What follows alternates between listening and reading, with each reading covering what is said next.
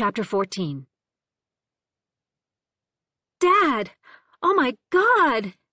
Maggie ran over to her father. He was out cold, a pool of vomit on the kitchen floor near his head. She crouched down and shook his shoulders, fumbling for her phone to call 911. But her dad jerked awake. He sat up quickly. His pupils were dilated, and he seemed off balance. "Dad, what happened?" Maggie said in between ragged breaths. "Are you okay?" Her father looked around, confused. He wiped his mouth with the back of his hand. Then he seemed to have a flash of lucidity. "I'm fine, honey," he said, grabbing the counter with one hand and pulling himself up. His movements were slow, labored, like an elderly person with arthritis. "I'm sorry I scared you." Maggie stared at him, trying to process the scene. "What happened? Did you slip and bump your head?" Her eyes went to the vomit. When Maggie was little, her mother seemed obsessed with concussions, the plight of a football mom, and Maggie remembered that throwing up could be a sign of a serious head injury. "No. I think I may have gotten food poisoning. After dinner, I got this intense heat in my face and I threw up." Her dad went to the sink and ran water from the faucet, cleaning whatever was in the basin. "I must have passed out. But I'm okay. I'm fine." "What would make you so sick you'd pass out?" Maggie's eyes were drawn to the bottle of scotch on the counter. It was nearly empty. Less than a finger of brown liquid settled at the bottom. Her dad wasn't much of a drinker. Well, until lately. She started to put things together. He was a passed-out drunk. Embarrassed to tell her. "You're home," her dad said, more upbeat. He grabbed for the paper towel dispenser, unraveled a handful, and cleaned up the mess on the floor, casually, as if it weren't strange at all. "I thought you were staying at Harper's." Maggie considered telling him about the party, about what had happened with Eric. She was still shaken up. But she, too, was embarrassed, weirdly ashamed. But most of all, she worried that her dad might go off half-cocked, call Eric's parents, or confront him, even. "I wasn't feeling well myself," Maggie said. "I wanted to sleep in my own bed." "Can I get you something?" Her father opened the cupboard where they kept Advil and over-the-counter medicine. "I'm fine," she said. He seemed to believe her, and he didn't notice that she was dressed for a party, not a lazy sleepover. Just as well. Her dad didn't need more to worry about. Her father had a glint in his eyes, like he'd just realized something. Maggie felt a jolt, worried that he knew she was lying. But he rushed to his smartphone on the counter and gestured for her to come over. "You're not going to believe this," he said. His tone was excited, eyes manic. He started thumbing the phone. "I got a video call, right before I got sick." Maggie just watched him. It was her, Magpie. "Who?" He looked at her intently. "Charlotte." Okay, he must have bumped his head. "What are you talking about?" "She called. She seemed scared. I saw her. She was alive. I think maybe you weren't feeling well." She eyed the bottle. "And you just thought you—" "No," her father said. "She was older, but there was no mistaking it. I've looked at hundreds of photos of her. It was Charlotte." "Then it's a prank," Maggie said. "Somebody found a girl who looks like Charlotte. Or they did some CGI, a sick joke." It wouldn't be the first time someone had played a cruel prank on their family. "She said, 'Help me, Magpie.'" Her dad looked like he was going to tear up. "Charlotte's dead, Dad. They found her body. She's—" "No, think about it." The girl's head was smashed in, face completely disfigured. "But DNA? They must have." "I don't think they ever ran Charlotte's DNA. And why would they? No one questioned that it was Charlotte." "But Dad—" Maggie trailed off. She'd seen him like this before, going down the rabbit hole. Yesterday it was the video of the party, the image of the unknown partygoer. Today, a FaceTime call showing a dead girl alive and kicking. In truth, she kind of liked it. The light in his eyes, the rare optimism, the enthusiasm, spending time together working the case. What strange daddy issues she must have, bonding over her imprisoned brother and his murdered girlfriend. She decided to humor him, let him sleep it off. Maggie gestured for him to give her the phone. "You said it was FaceTime?" "Yeah. I tried calling back, but it just rings." He handed her the device. She held the phone, still studying her father. The call, it said it was from a town in Mexico. Maggie examined the call log. The phone said it was from Tulum, a place called Moloko Bar. "There are services that can generate fake caller IDs," Maggie said. "It could be a scam." "Or not," her father said. Maggie pulled up a travel site on the phone. It described Tulum as a stylish vacation spot along Mexico's eastern coast, with amazing beaches, historic ruins, and a cooler, more laid-back vibe than the mega-resorts of Cancun and Riviera Maya. Her father stared over Maggie's shoulder at the photograph on the travel site. A beautiful young woman on a beach, sitting on a swing set made of carved wood, paper-white sand under her feet, the neon-blue ocean behind her. Maggie Googled Moloko Bar. It was a nightclub, images of young women in glittery attire getting bottle service, apparently having the time of their lives. She looked at her dad again. It was as if a light bulb had gone off over his head. "Next week," he said, "for spring break. How'd you like to go on a trip?" Maggie tipped her head to one side. "Where? You mean there?" She pointed at the screen. Her dad nodded slowly, his eyes alight. "I thought we couldn't go anywhere this year. That money was—" "Let me worry about that." "But Mom is—" "They get back from Nebraska on Sunday. We can leave later that day or the next morning."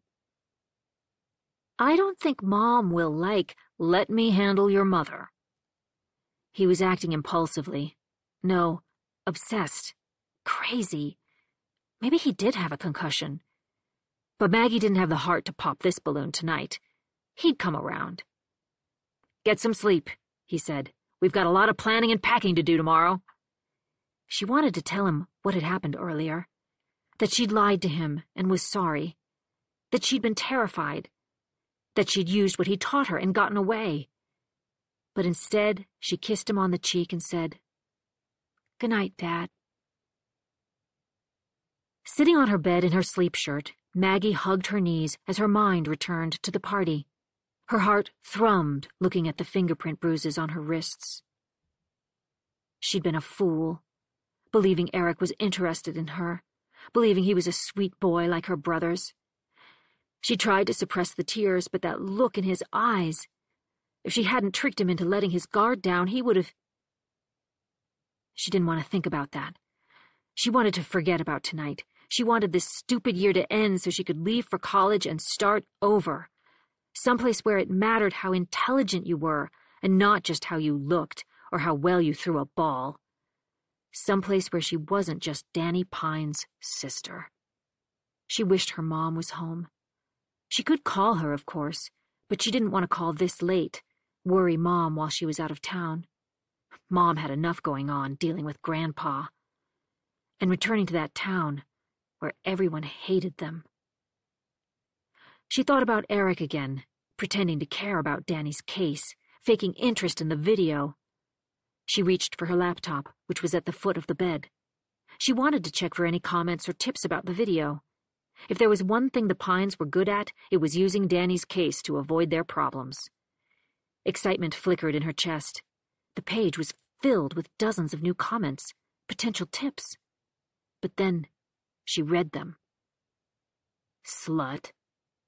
You should KYS. No one invited a loser to the party. Your brother's a killer and you're a whore. Skank. A sob escaped her mouth. It was Eric or his friends, it had to be. And KYS? Kill yourself? Because she'd rejected him? Or was all this to deter her from saying what had really happened in that laundry room? She snapped the laptop shut. She pinched her eyes closed and cried herself to sleep. Chapter 15. Matt Pine. The consular officer who was supposed to pick up Matt at the airport was a no-show.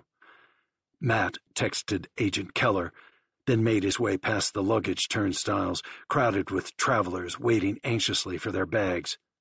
He stopped at the rental car counter, but they had no vehicles available. The rental agent told him that Tulum was about 2 hours away, and cabs and shuttles were just outside the main exit. He careened around the frazzled masses and through the surprisingly small doors that led outside. Bright sunshine assailed him. Near a cluster of vans, a man holding a clipboard approached him. "Welcome to Mexico," he said in accented English. "Do you have a reservation?" "I don't. I need to get to Tulum," Matt said. The man grimaced. "We're booked solid, my friend. This is our busy season." Matt let out a breath. "There's nothing? I'll take anything you have. It doesn't have to be nice." The man paused, like he was thinking. He unclipped a walkie-talkie from his belt and said something into it in Spanish. A distorted voice responded. "You won't be very comfortable," the man said, "but we can probably fit you in. 3,000 pesos. "Will you take U.S.? Matt asked, showing the man a $20 bill. "Yes, $160. Matt had $500 in cash, the ATM's daily maximum. "I'll take it." "Bus cinco," the man said, pointing to a line of vans. They were larger than standard vans, but smaller than buses. Matt didn't speak Spanish, but cinco was easy enough. What college kid hadn't been to a Cinco de Mayo party? Matt paid the fare and hesitantly tipped the man a 20. He didn't have smaller bills, leaving Matt enough for a shuttle back to the airport and dinner. He found the van with a sign displaying the number 5. The driver was leaning against the vehicle, smoking a cigarette. He sported an impressive mustache. "I understand you have room for one more to Tulum?" Matt said, looking back toward the man with the clipboard. The driver crushed out his cigarette on the sidewalk. Without saying a word, he led Matt to the back of the van. Matt could see the outline of travelers through the tinted windows. The shuttle looked packed. The driver then opened the back hatch and gestured for Matt's duffel bag. Matt threw it inside, and the driver started rearranging the other bags.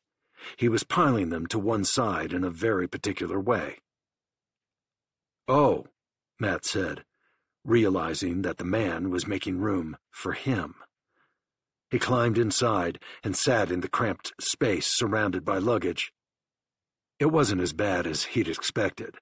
At least he could stretch out his legs. That was more than he could say for the Spirit Airlines flight. "Are you okay back there?" a woman said from the main compartment. She had a sweet southern accent. Matt pulled himself up on the seat back so he could see into the crowded cabin. "It's great. Thank you for letting me hitch a ride." "Let us know if you need anything, hon."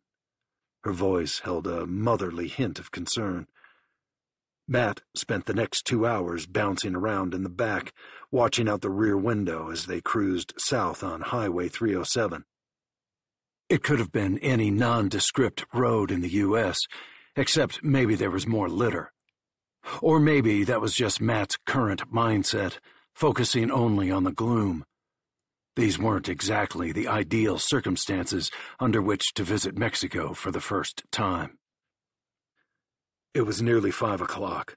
They'd arrive soon.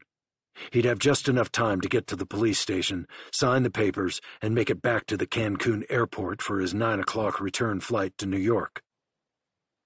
Agent Keller said they could extend the stay if needed, but he had no interest in seeing the beaches, ruins, or other sights. In and out. The seat back blocked Matt's view of the cabin, but he could make out some of the travelers up front in the reflection of the van's window. He spied 3 kids, under 10 by the looks of them, draped all over their parents. Even in the distorted reflection, the mom and dad looked bone-tired. He thought of his family in a van like this one. Tommy with his face pressed to the window, Dad lost in his thoughts, pondering some Danny conspiracy. Maggie making an agenda for the trip, Mom with her nose in a book. Matt pulled up that last text Maggie had sent him, the one Keller had taken an interest in. It was a photo of Matt's father. It was zoomed in on his face, with a road behind him, and what looked like the entrance to a business. A nightclub, maybe. Nothing out of the ordinary. Scratch that. It was slightly unusual that Maggie would send Matt a shot of their father, given tensions of late. In a sociology class at NYU, Matt had read about a study finding that by the time kids are 18, they had an average of 4,200 arguments with their parents. Matt and his father had probably shattered that mean. It hadn't always been like that. Before Danny's arrest, Dad had been the one to encourage Matt's interest in filmmaking, buying him movie-making software, researching old Super 8 cameras, setting up screening parties for Matt's short films. It wasn't football, but Dad, and Mom too, seemed genuinely impressed with his work. By the time he'd won his first film contest senior year, it barely went noticed in the Pine home. Dad had Danny. Maggie had Dad. Mom had Tommy. Matt stared at the photo of his father, stomach acid crawling up his throat at the thought of their last words. "It would be great if you could appear with us on the show." "I'm not going on the Today Show, Dad. The lawyers say public attention on the case could make a difference at the Supreme Court. The justices don't accept many cases, so anything we can do to—" "What part of no don't you get?" "You're being selfish." "Oh, that's just rich coming from you. What's that supposed to—" "Never mind. Fine. Do nothing. Go back to school and enjoy your carefree college life while your brother sits in a filthy prison cell." Matt stomped to the front door, grabbed his coat, yanked it on. "I will. You know why, Dad?" Matt paused a beat. "Because that's where Danny fucking belongs." He had charged outside into the cold night, snowflakes floating peacefully in the sky, the strange quiet of a recent snow. He recalled how alone he'd felt that night, how alone he'd felt carrying around the truth about his brother, watching his father and sister spin their wheels, trying to prove Danny's innocence. But it was nothing compared to what he was feeling right now. The shuttle finally jerked to a stop in front of a blocky cement building. No one would know it was a police station, save for the black and white Dodge Charger fitted with sirens parked out front.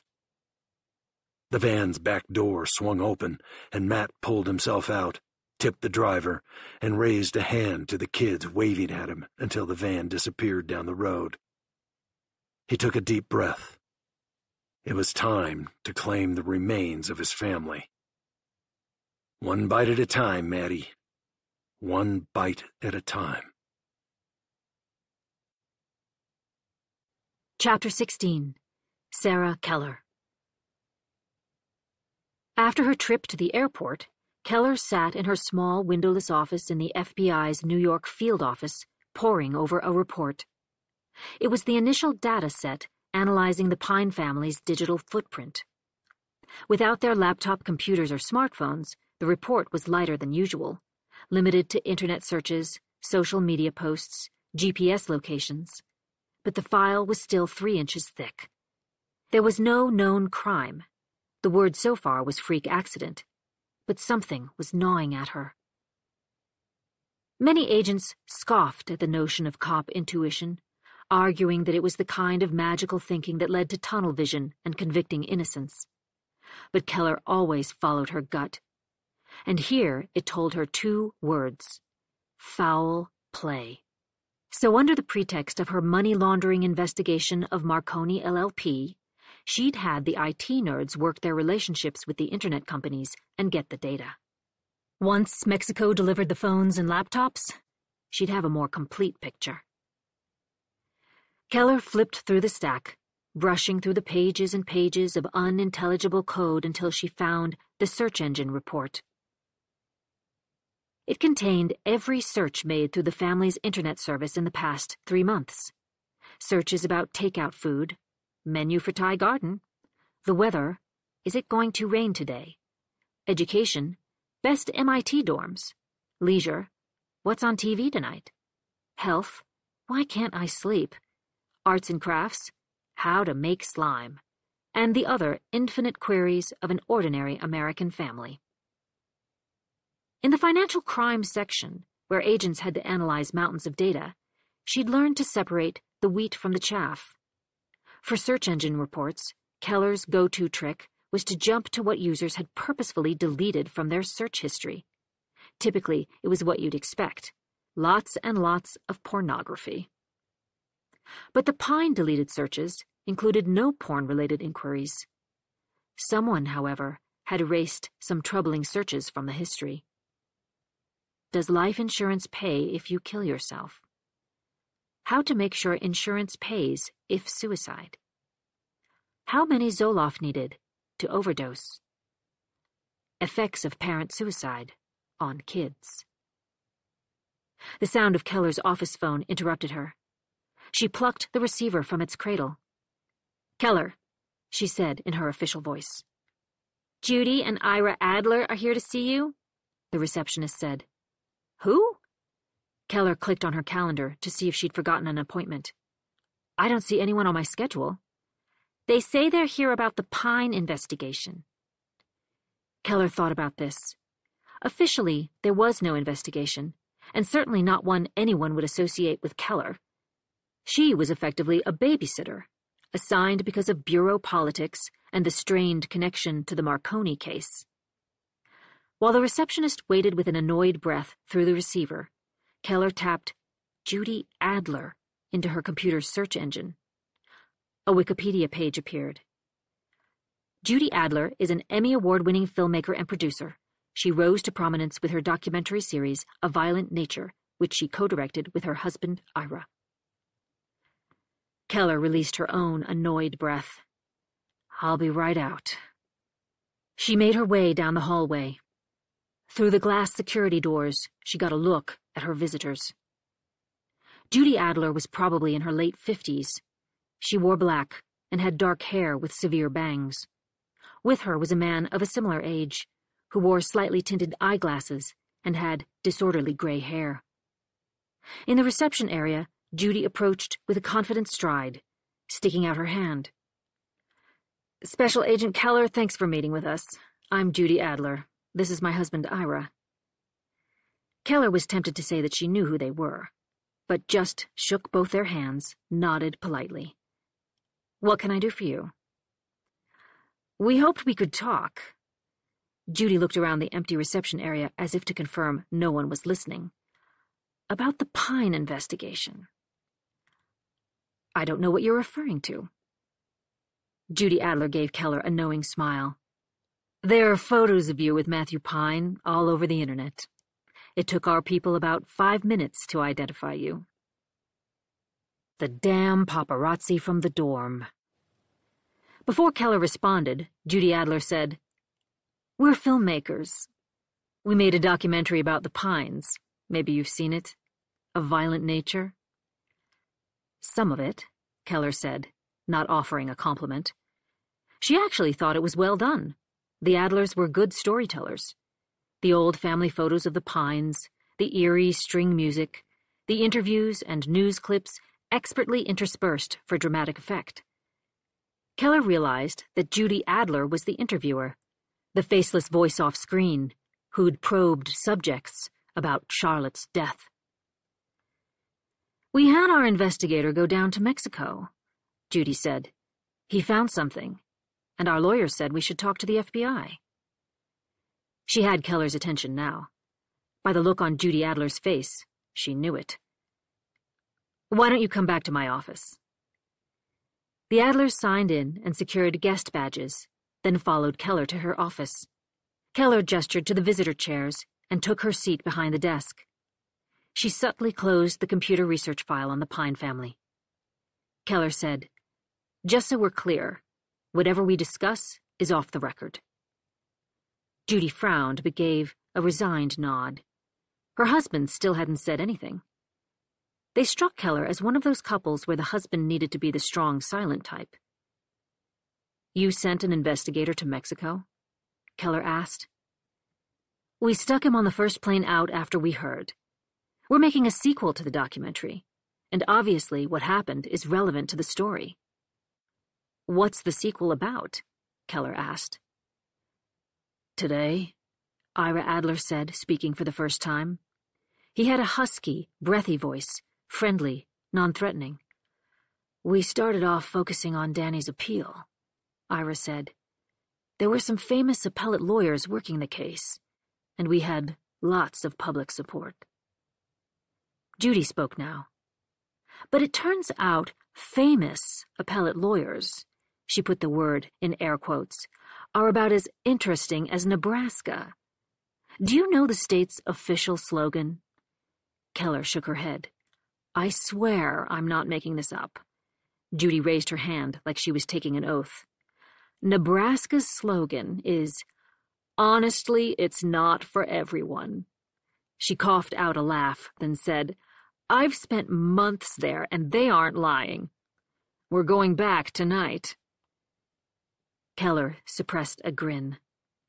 "Anyway," Judy continued, "our big climax, the Supreme Court's decision, went to shit when those 9 idiots denied Danny's appeal, so we almost scrapped the whole project.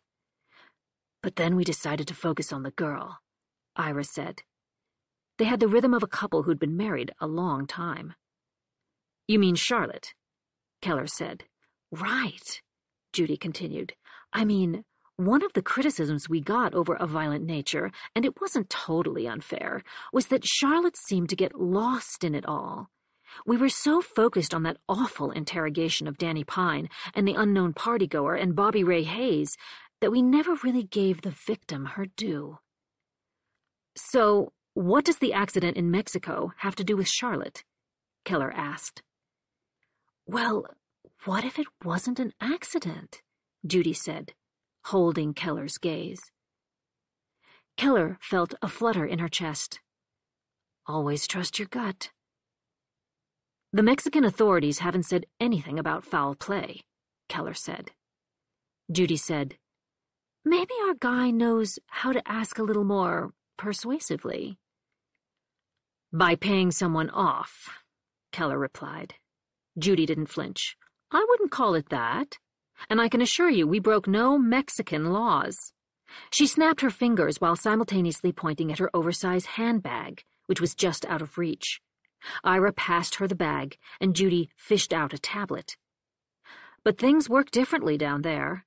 Judy swiped at the tablet. "They're more free with investigative materials." "You have their investigation file?" Keller asked. This was important because Keller had received diddly squat from the Mexican authorities.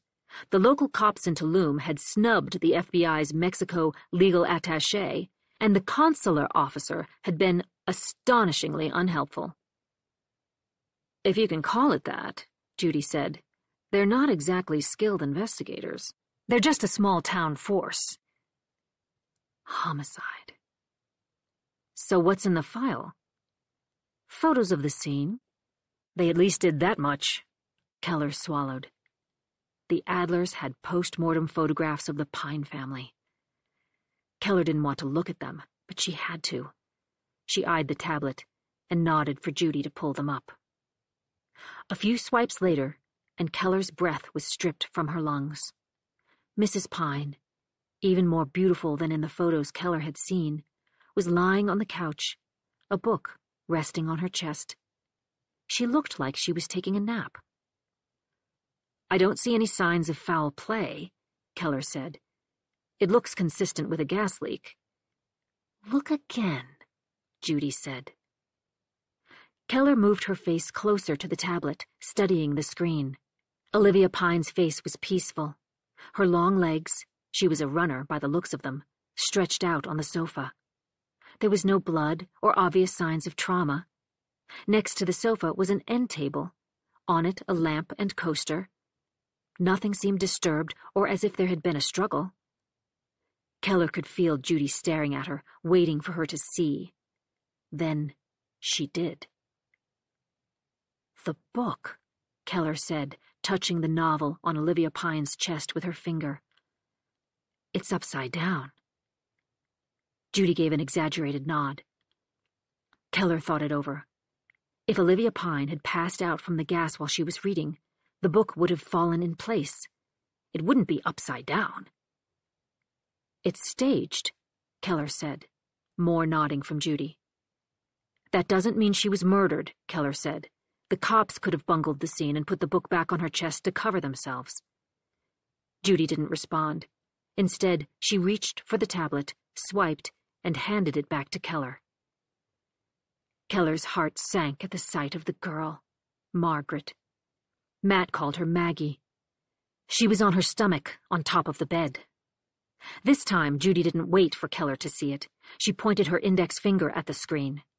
On Maggie's wrists, there were tiny bruises, like fingerprints, as if she had been held down. "What about the father and little boy?" Keller asked. "No signs of struggle with the boy, but the father, his body was found outside on the back porch." "I've got to warn you," Judy said, swiping the tablet.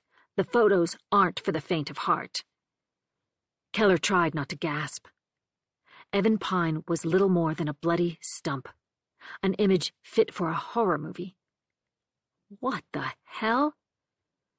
"Wild dogs, apparently," Ira Adler chimed in. Dear God.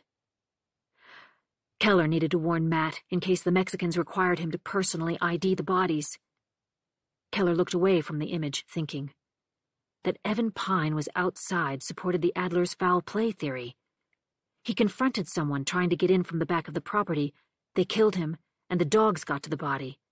The intruder then subdued the rest of the family and cut the gas line. At the same time, Evan could have realized there was a gas leak and stumbled outside before succumbing to the toxic air. But there was an alternative theory. Keller's mind jumped back to the suicide searches on the family's computer. Was this a botched suicide? Or worse, a murder-suicide? She kept those thoughts to herself. "I'm going to need copies of the photos," Keller said. "Our lawyer says we don't have to give them to you. Not without a warrant, anyway," Judy said. Keller let her stare show her displeasure. "But maybe we can help one another," Judy said. "How so?" Keller asked, after a long moment. "Our investigator found something the local cops overlooked." Judy reached into her handbag again. She retrieved an overnight delivery envelope. Slipping her hand inside the cardboard sleeve, she carefully removed a small Ziploc bag. "What's that?" Keller asked. Inside the bag was a leaf or part of a plant. "The police let our guy view the crime scene."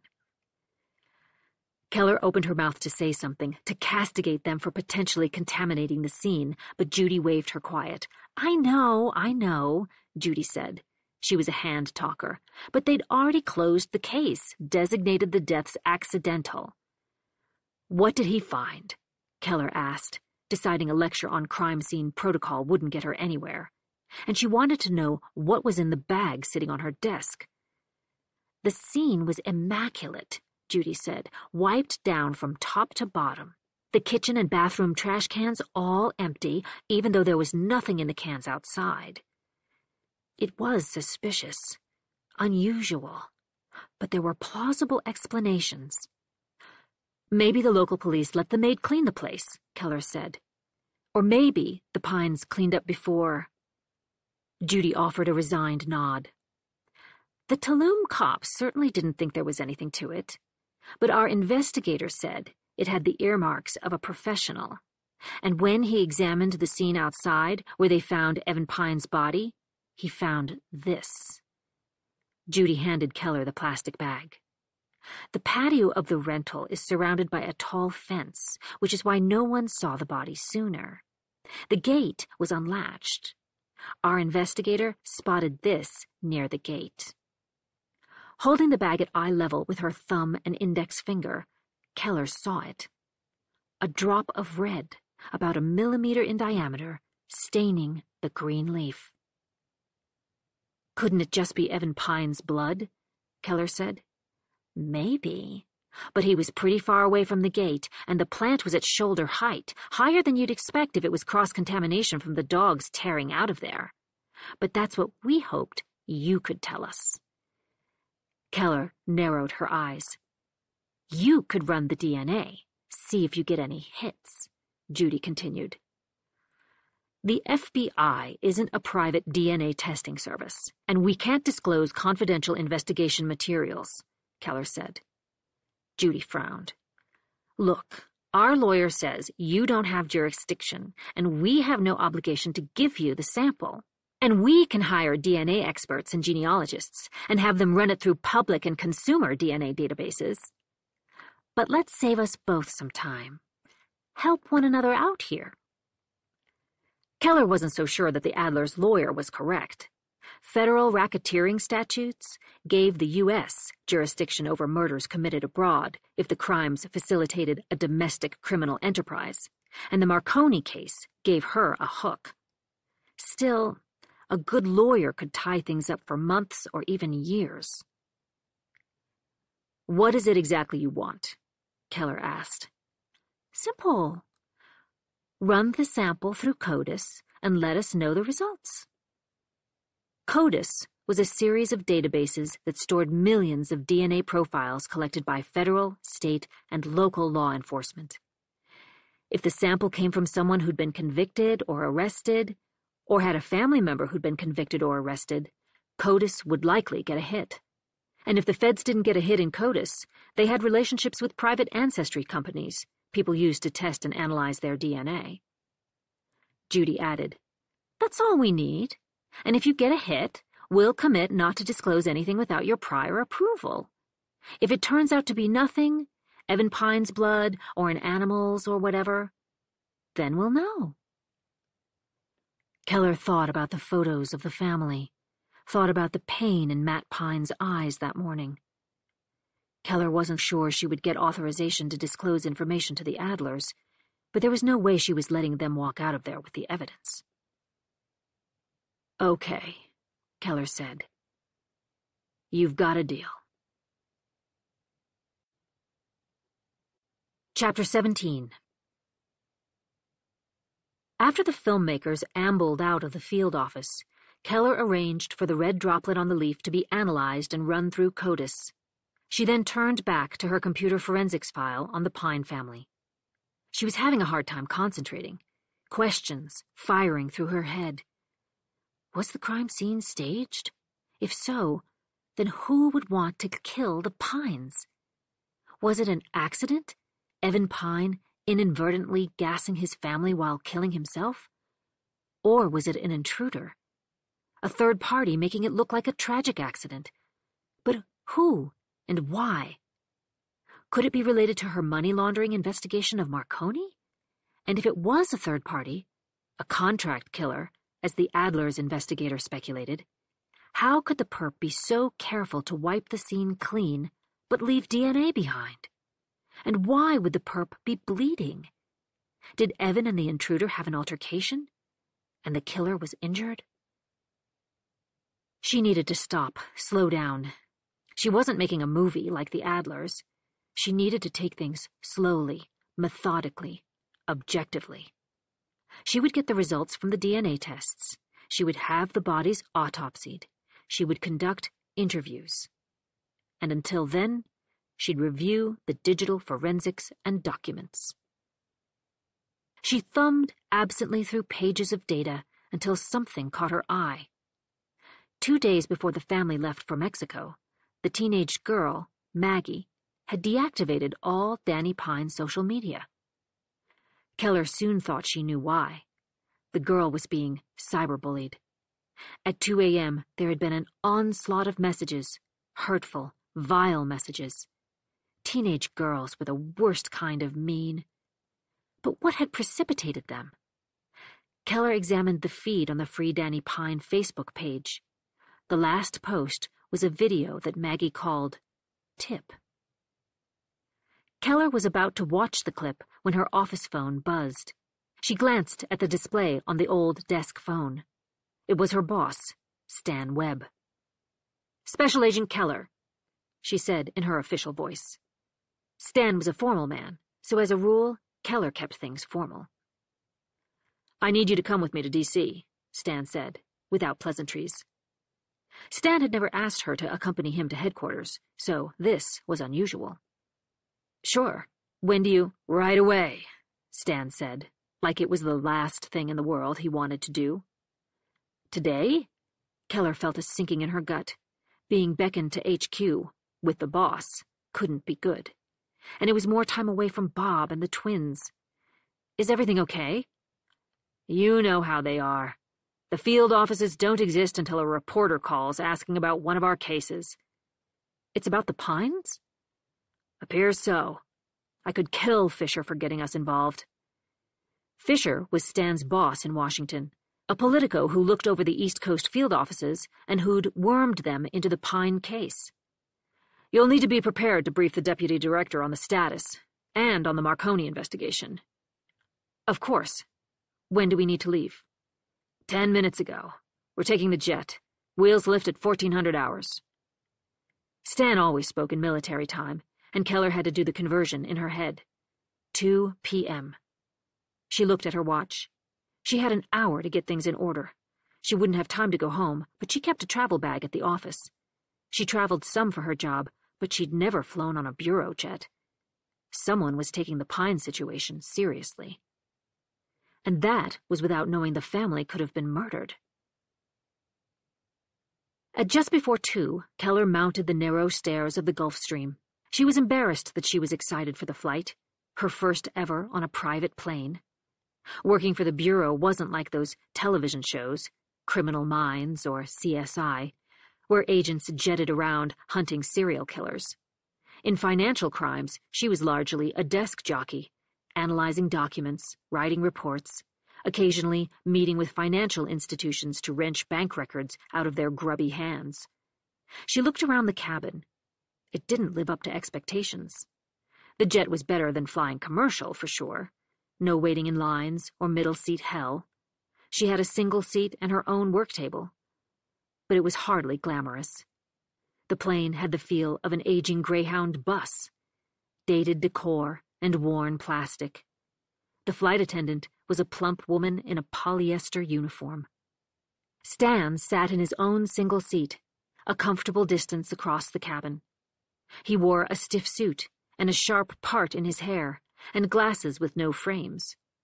If you didn't know he was a Fed, you'd think he was a tech executive or a German banker. They weren't exactly what you would call friends. It was something better, in Keller's estimation. A boss who valued results, not FaceTime. One who didn't steal credit, didn't play favorites, and didn't micromanage. He was direct and played it straight. If you fucked up, he'd tell you. But you knew he'd always have your back. His only vice, if you'd call it that, was his fear of Fisher and HQ. No, it wasn't fear. It was self-preservation. In her time at the Bureau, Keller had observed that the Washington types wouldn't just throw you under the bus if it suited their needs. They'd get behind the wheel, run you down, then slam the bus in reverse and make sure the job was done. It helped to jump when they called, to show the politicos the respect they thought they were due. After the plane took off, a steep and bumpy climb, Keller briefed Stan on what she knew about the death of the Pines. He seemed surprised about the fuss over the case. "You haven't seen the documentary?" Keller asked. He shook his head. Not a surprise. She suspected that Stan was one of those people who didn't own a TV. "I read the piece in the Times this morning," he said. The deputy director said the president has taken an interest because his daughter is obsessed with the case. Keller contemplated her boss, unclear if Stan was kidding. He had a dry sense of humor. "Have you heard from the kid yet?" Stan asked. "He texted and said that the consular officer who was supposed to pick him up from the airport didn't show, so he's just heading to the police station on his own." "Keystone fucking cops. We need those bodies. An accident is spectacle enough, but if autopsies show they were murdered..." "I had only one call with the consular officer assigned to the case. He called me sweetheart and told me I didn't understand how things worked down there and that he'd take care of everything. I've texted him to see what the hell is going on." Stan shook his head. "Fucking bureaucrats. And that's coming from a career bureaucrat. Hopefully the kid handles it. If the locals give him trouble, I'll call the embassy and see if our people in Mexico City can help." An hour later, Keller was in the back of a cab, crammed next to her boss, gazing out the window. Unlike gloomy Manhattan, it was a beautiful spring day in D.C. The marble government buildings gleaming, the Washington Monument jutting into the blue sky. The cab driver groused about the traffic, explaining that it was peak cherry blossom season. "I'll never understand all the excitement over some damn pink flowers," he said, laying on the horn as they inched along 12th Street. Keller thought about her family. They should take the train down to D.C. soon. The twins loved the museums, walking along the gravel perimeter of the National Mall, getting ice cream and riding the carousel. That was about all that Keller knew or wanted to know about the District of Columbia. They finally arrived at the FBI building, a brutalist structure that had seen better days. They'd been talking about moving HQ for years, but politics, what else, always got in the way. The cab dropped them on 9th, and Keller paid the driver. It was bureau etiquette. The junior agent, no matter his or her rank, paid for cabs. She imagined Stan, a G-man to his core, traveling with Fisher and suffering the same indignity.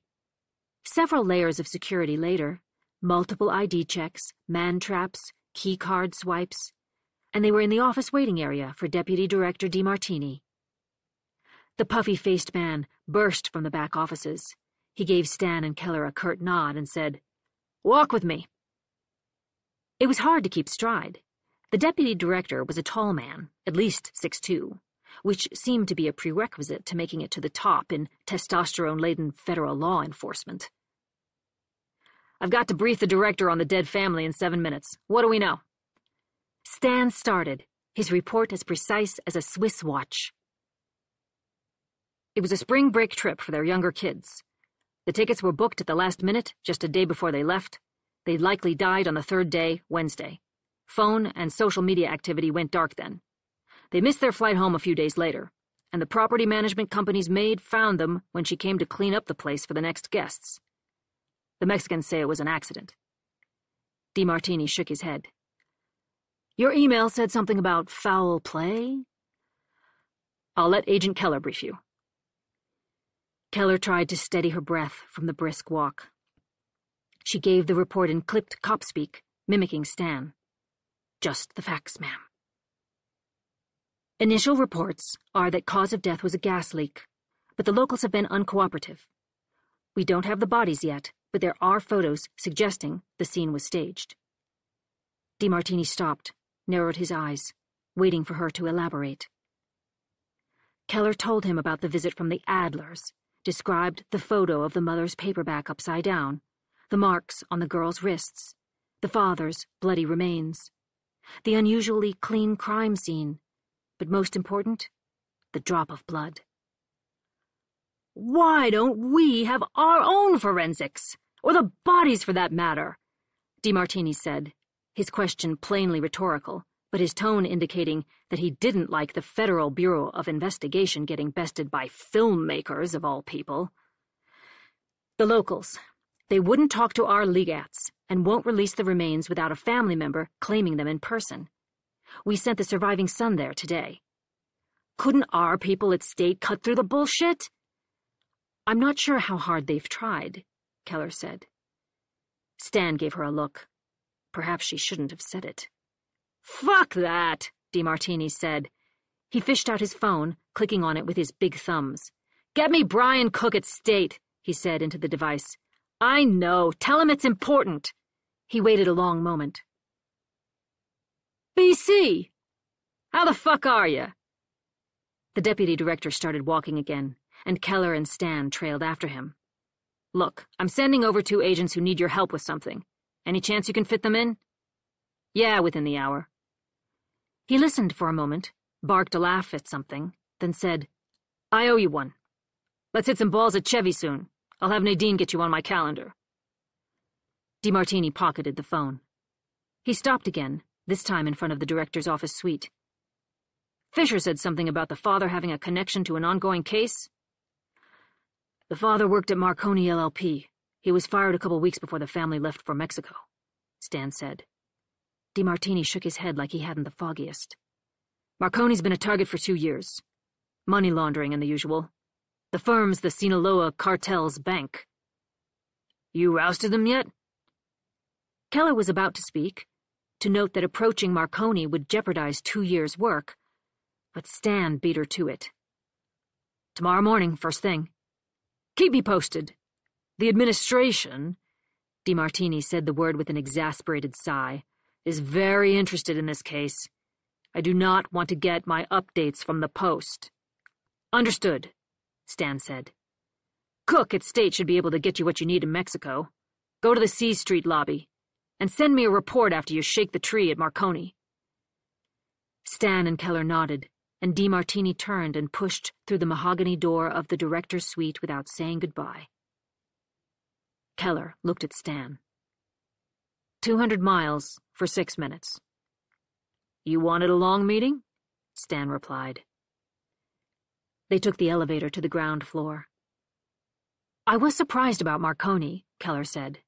"I mean, we haven't done any prep, and it could mess up a lot of work. If they think we're onto them, they'll start destroying documents, and it could all be for nothing. We don't have one shred of evidence that the Pine deaths are related to Marconi or the cartel." Stan looked at Keller, and in that droll way of his said, "You wouldn't want to disappoint the president's daughter, would you?" Chapter 18. Matt Pine. Matt approached the front desk of the small station house. The place had all the charm of Danny's prison in upstate New York, a dilapidated single-story structure with low ceilings and mangy carpeting. "Hello," Matt said to the woman at the counter. She flicked him a glance. She was middle-aged and wore glasses pinched to her nose.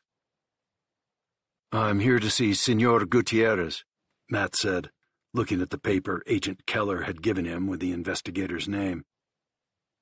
The woman responded rapidly in Spanish. Matt didn't catch a word of it, but she seemed to be scolding him. "I'm Matt Pine," he said loudly and slowly, as if that would help. He showed the receptionist his passport, but she just gave him a bewildered expression. From his duffel, he pulled out the newspaper Keller had given him. He laid it flat on the counter. He pointed to the photo. "My family," he said. The woman looked at the newspaper and lifted her eyes, peering over her glasses. She started back with the fast-talking Spanish. If it all wasn't so morbid, it would be almost comical, a scene from Lost in Translation.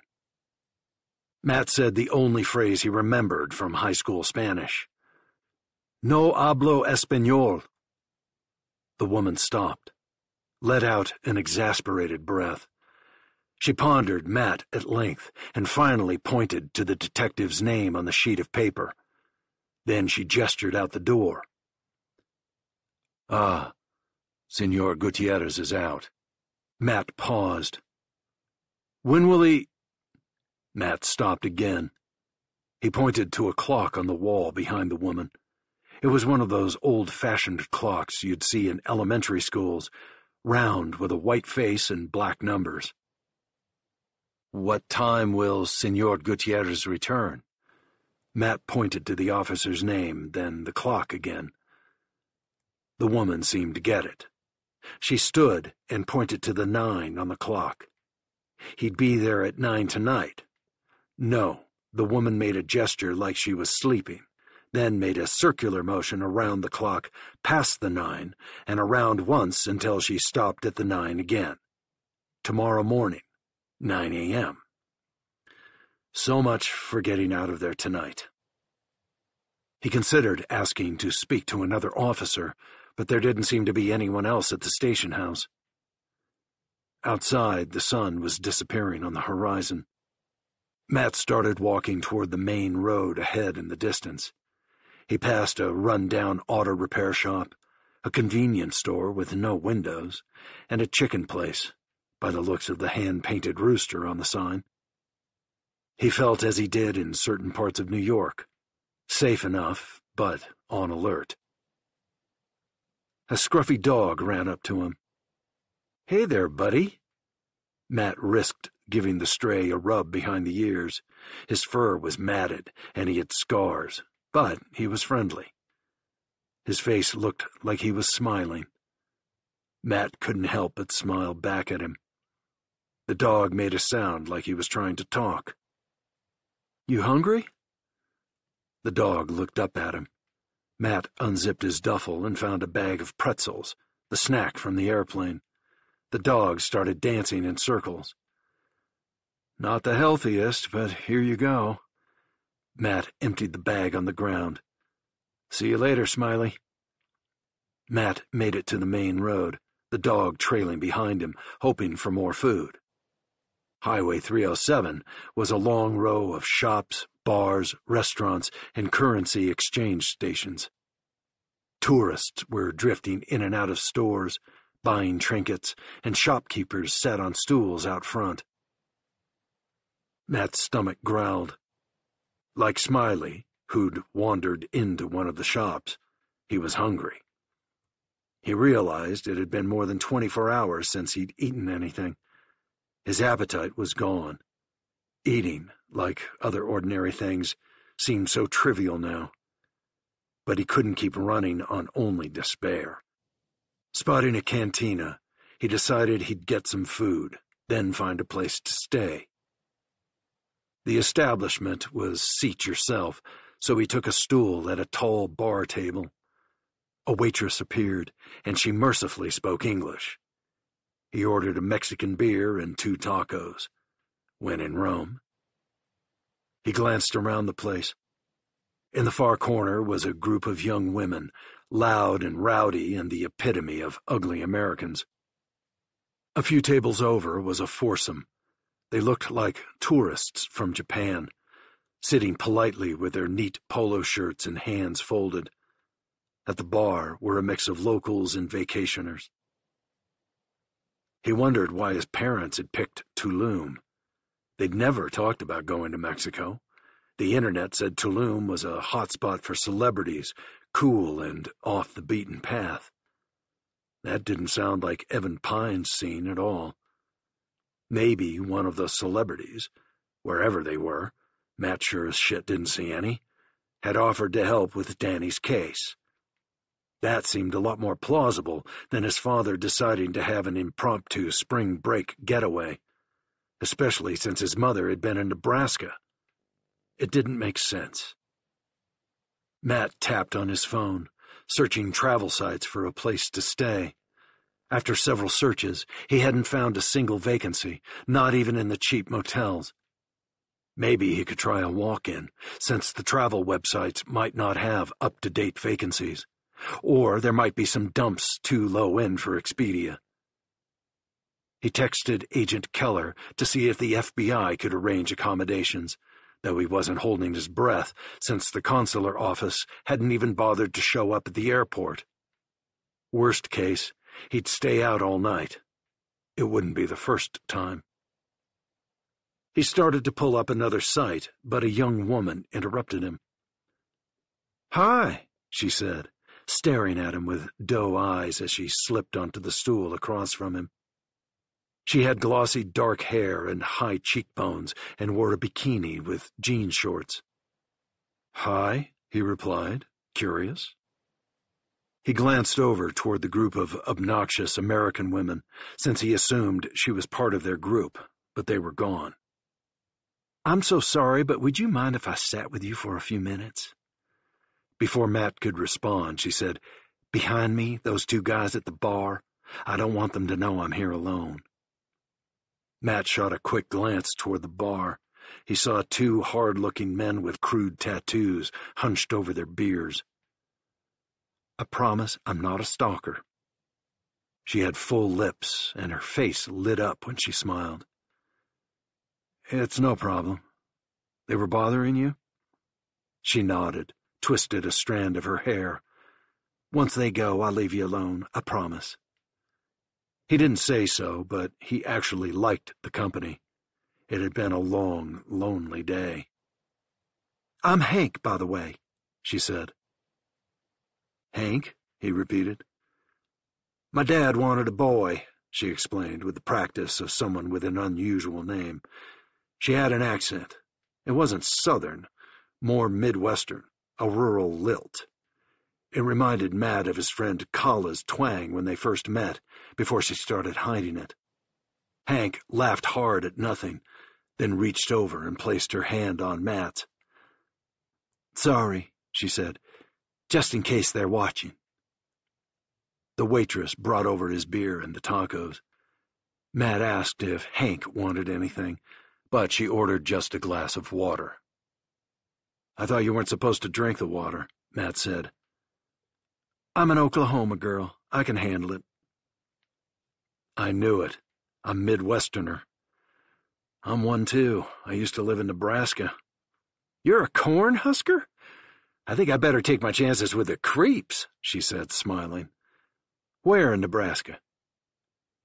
"I moved a long time ago, and you wouldn't have heard of it anyway." "Where do you live now?" "New York. I go to NYU. But my home is just outside Chicago." Matt looked down at the table. Was Naperville his home anymore? Was there anything left for him there? When he raised his eyes, Hank was studying him. "So, you waiting on someone? Friends?" she asked. Matt shook his head. "I'm here on my own." She tilted her head to the side, gave him a curious look, but she didn't ask. "How about you? You're here by yourself?" Matt asked, his eyes sliding back to the men at the bar who'd been bothering her. She frowned. "I'm here for a bachelorette party." Lowering her voice, she said, "I can't stand the bride or her friends." "No?" It was a long way to come for someone she didn't like. "My brother's fiancée," she explained. "Ah," Matt said. "The things we do for family, right?" Matt took a swig of his beer, felt a sting in his chest. "They're all her friends and super drunk and annoying," she continued, "so I hung back when they hopped to the next bar. But she makes my brother happy, so what can you do?" "The elusive hunt for happiness," Matt said. God knows Matt had been on that pursuit for some time. Even before, he wouldn't say he'd been depressed or even sad. Despite the friction, he always knew his family loved him. He had close friends he cared about and who cared about him. He had, for all intents and purposes, a privileged life. But there was always this hollowed-out feeling in his chest he hadn't been able to shake since year zero. "I took a class on happiness at school," he said. Hank stared at him, open mouth. "Wait, you're telling me that your college, which probably costs more than a house in Arcoma, has classes on happiness?" She said it like she was really dumbfounded. Matt smiled, realizing how it must sound. "The class is called The Science of Happiness, and it wasn't so much about how to be happy, but about dealing with mental health wellness. But they did teach us an exercise that can make you happier. having rich parents, Hank said, with a smile. No, it's not money or status or even a fiancé that makes people happy. She leaned in, excited to learn the secret. It's kindness, Matt said. Studies prove that doing 5 random acts of kindness a day leads to more happiness. But it has to be 5 for some reason. I forget why. Hank narrowed her eyes. So is that why you let me sit here? To meet your daily quota or something? She smiled again. The waitress came over with the water. Matt looked at Hank. You sure you don't want anything? You know what? Why not? She said. I'll have a margarita. Make that 2, Matt said. Chapter 19. Matt peered over at the bar and noticed that the guys who'd been bothering Hank were gone. He was almost disappointed, since he was enjoying her company. He learned that she was an avid football fan and wasn't kidding about her disdain for Nebraska, even though the Cornhuskers-Sooner rivalry had died down in recent years. He also learned that she'd dropped out of community college but planned to go back, that she was a hairstylist, that she loved dogs. He avoided telling her why he was there.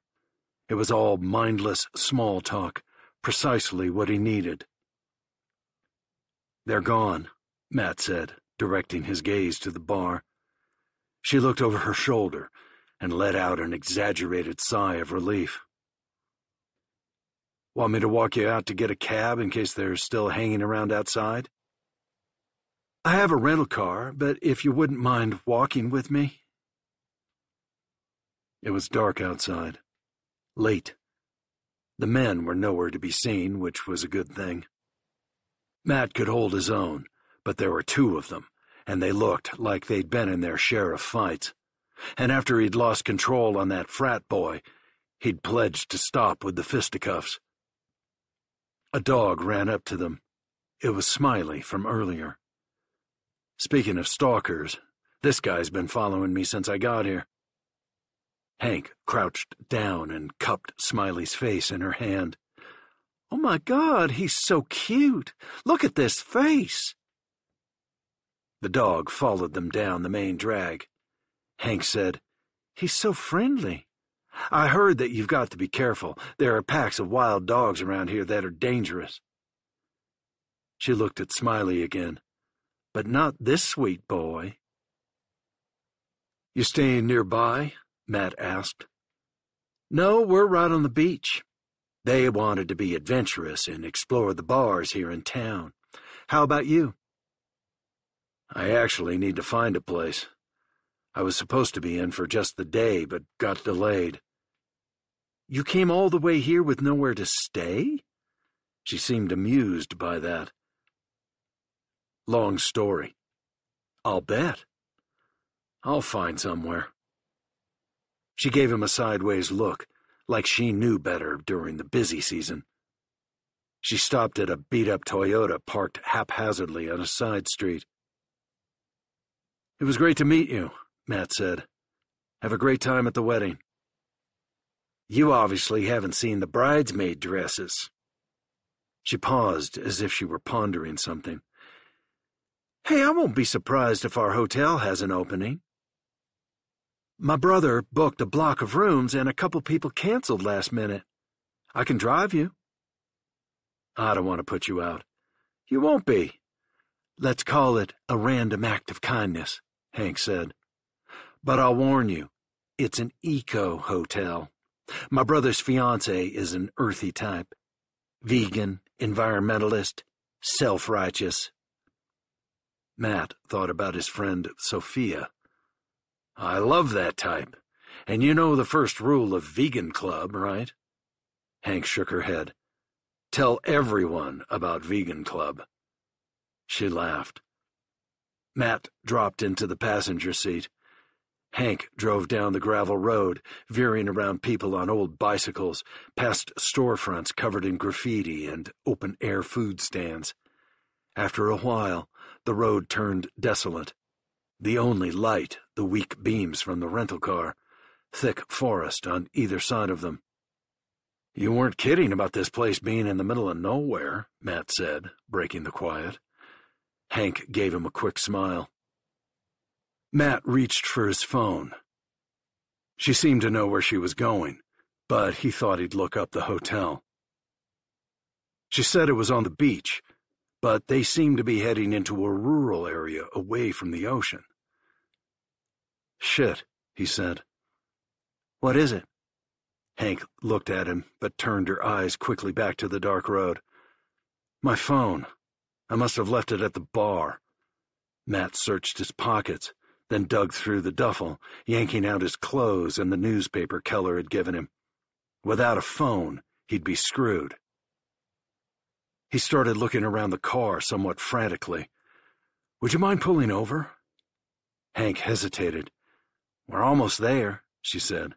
"Please," he said. Hank slowed the car and parked on the gravel shoulder. She turned on the car's interior lights as Matt opened the passenger door, stepped outside, and crouched low, looking on the floorboards and under the seat. Why was he such an idiot with phones? He climbed back inside and sat next to Hank, defeated. He was about to ask her to take him back to the bar when he noticed she was staring intently at the New York Times story, studying the photos of Matt and his family. Hank looked at him. Wait, this is why you're here? This is your family?" Matt gave a tiny shrug. She looked at the newspaper again and back at Matt. "Oh my God." She had a faraway look in her eyes.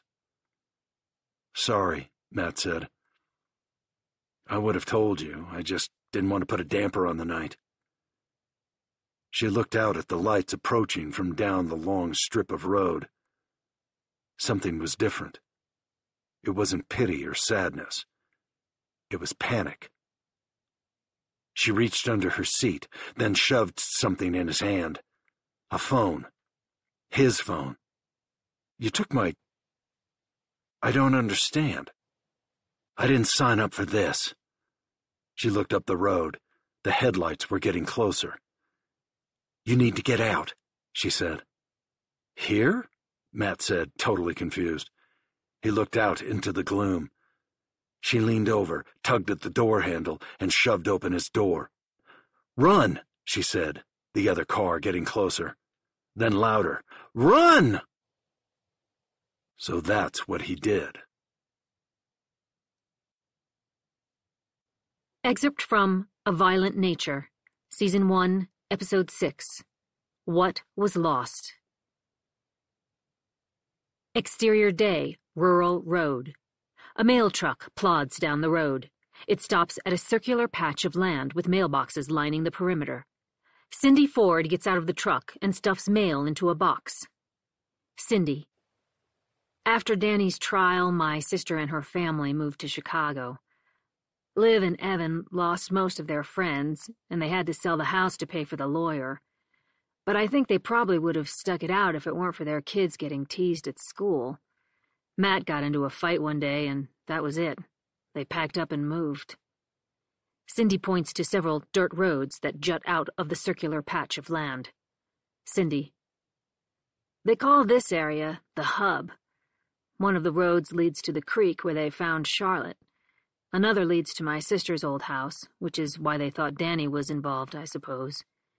But there's a bunch of other roads, one that leads to the highway, others take you to about a dozen houses. And if you cut around those bushes, there's an opening called the Knoll, a make-out spot for teenagers. If someone was looking to go after a teenage girl, all they'd have to do is lie in wait. A rundown muscle car tears out from one of the roads, music blaring, dust flying. Teenagers scream out the window, and an empty beer can hits the side of the mail truck. Cindy. Why didn't I leave too? Someone needed to stay to take care of our dad. And it's not usually like this. The kids have just been showing off since you all arrived with your cameras. Maybe you could do me a favor and turn off your camera for a minute. In the distance, the muscle car has doubled back and is racing toward the hub. Cindy leans inside the mail truck and retrieves what looks like a jar full of nails. She walks to the road and empties the jar. Cindy. You deliver people's mail. You learn a lot about them. And I'll tell you, most of the people around here have no room to judge anybody. And if you try to run me out of my own town, it's gonna cost you. And it'll be a hell of a lot more than 4 new tires. Chapter 20. Olivia Pine.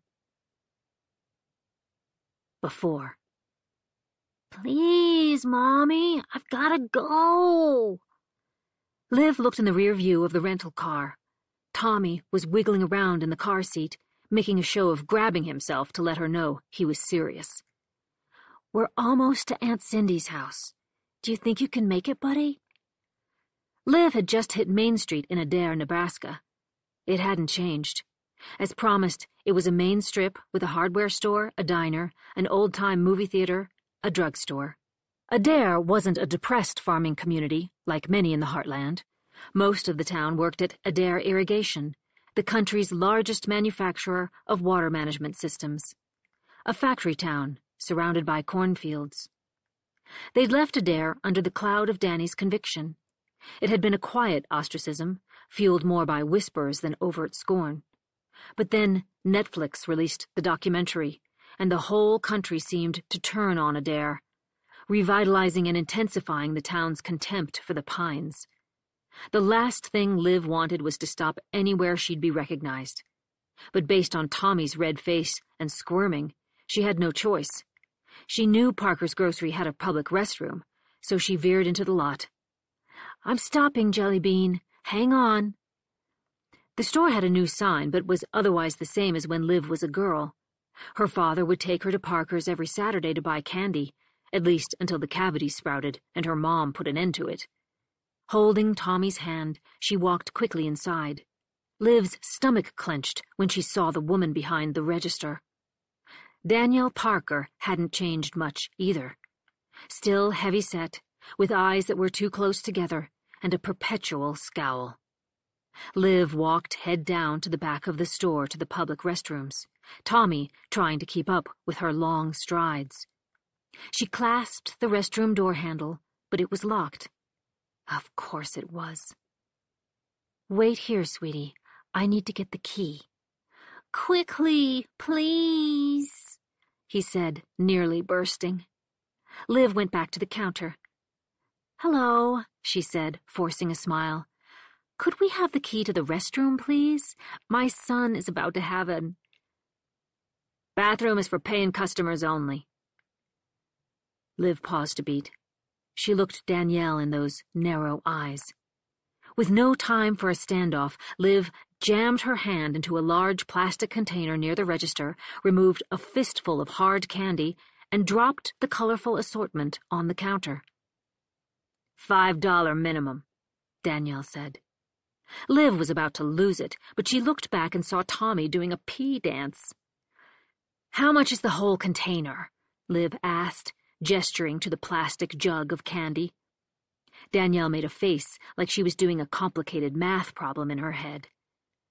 $20, she said. Liv dug into her handbag and smacked a 20 down. Can I have the key, please? Taking her sweet time, the clerk retrieved a key that was connected by a string to a large plastic slab and slid it across the counter. Liv snatched it up and rushed to the bathroom. She unlocked the door, and Tommy ran inside, yanking down the front of his pants and squirting indiscriminately until making it to the bowl. When he was done, he let out an audible sigh of relief. Feel better?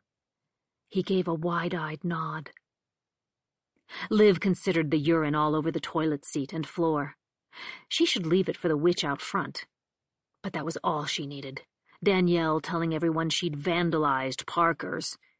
She cleaned up the mess and dropped the key on the counter on their way out.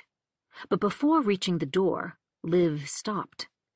She marched back to the counter and scooped up the giant container of candy. She could feel Danielle's glare burning into her as she and Tommy left the store. "Welcome home," she whispered to herself. Chapter 21. Liv pulled the rental car into the driveway and frowned at the scene. The house, her childhood home, was in a state of disrepair. The hedges were in desperate need of trimming, shutters crooked, paint peeling. Cindy met them at the door. She, too, showed signs of neglect. Her hair had a 2-inch band of gray at the part. She wore polyester pants with a threadbare cardigan. Liv's older sister had never been one to primp, and when they were kids, many wondered aloud how the two of them could be related. In high school, Liv had been the town beauty, voted irrigation queen 3 times in the sexist pageant held every summer. She'd inherited their late mother's delicate, faintly aristocratic features. Cindy was their father's daughter, big-boned, a wide face and nose. "Is this Tommy? I can't believe it," Cindy said in that raspy voice of hers. "You were just a baby the last time I saw you." This was directed more at Liv than Tommy. "It's me," Tommy said earnestly. "Well, come on in and give your auntie a hug." Tommy hesitated, but sauntered over and gave her a sideways hug. "I'm sorry we're late," Liv said. "Flight delays, then—" "Visiting hours are over soon," Cindy cut in, "so we probably should get over there if you want to see him today." They took Liv's rental since Cindy's vehicle didn't have a car seat. Her sister glanced at the giant container of candy wedged between the front seats, but didn't ask. It wasn't long before they were on another lonely highway, headed to the nursing home. On either side of them were vast fields, punctuated with telephone poles, birds balancing on the lines. "They say we have a week to find him somewhere," Cindy said, matter of fact. "Or what?" Liv replied. "They'll throw an elderly man with Alzheimer's out on the street?" "No, they'll just hire an overpriced caregiver, put him in the most expensive room, and charge us an arm and a leg until we relent." "Have you looked into other places?" Cindy nodded. "Most won't take wanderers, much less disruptive residents. And they're pricey." "How pricey?" 4 times what we're paying." Liv guffawed. They could barely afford Twilight Meadows. "We can't swing any more money. With Maggie leaving for college, we're going to struggle just to cover our mortgage." It was even worse than that, she believed. But after their last fight, she'd relinquished the monthly bills to Evan. For now, she was staying blissfully ignorant. A reckoning was coming, she knew. Cindy just stared ahead at the miles of flatland. Liv didn't want to say it, but she had to. "The house. Have you considered selling?" "Where would I go?" Cindy said, her tone indignant. "I don't know. It's a big place. Maybe you could—" "What? Rent a room above pipe layers?" Liv frowned. Of course not. Then again, Cindy might fit in with the toughs who rented the flophouse rooms above the town's only bar. Before taking her job running the local post office, Cindy had been employed by Adair Irrigation like their father. Working alongside the lifers on the line hadn't exactly softened her rough edges. Liv scolded herself. She was being too harsh. Like the candy from Parker's, her sister might have a hard exterior, but there was a soft center in there. Though you might spit out the sour candy before ever finding it. Cindy said, "I get that this town hasn't been good to your family, but this is my life." Cindy had stubbornly stayed in Adair. Most of the citizens hadn't held her relation to the Pines against her, probably for fear she'd throw away their mail. The hum of tires on the road filled the silence. "Is there any way we can convince them to let him stay?" Liv said at last. Cindy frowned. It can't be that bad, Liv said.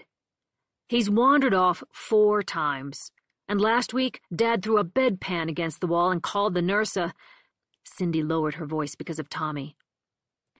A effing C-word. Liv put her fingers on her temples and massaged them. She'd been there only an hour, and already her head was pounding. Trust me, Cindy said. I got into it with the staff. They threatened to ban me from the home, if you can believe that. Liv could believe it. But I got a call yesterday from the director, Cindy said. He said there may be something you can do to help. Liv looked at her sister. What is it? I'll let him tell you, Cindy said. Liv sat quietly again, annoyed that Cindy was keeping her in suspense. Purposefully changing the subject, Cindy said, You hear about Noah? Hear what? Your old boyfriend's getting promoted from lieutenant governor to the big boy job. Governor Turner's gotten himself caught up in some mess with young girls. Turner's expected to resign any day now. They say he may be indicted. By law, the lieutenant governor fills the rest of the term. Liv thought about this. A rush of excitement flooded through her.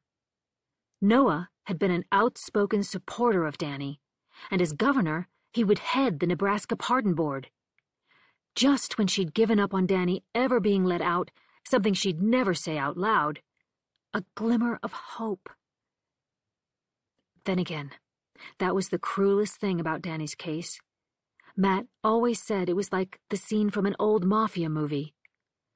Just when I thought I was out, they pull me back in. It had nearly destroyed Evan and their marriage.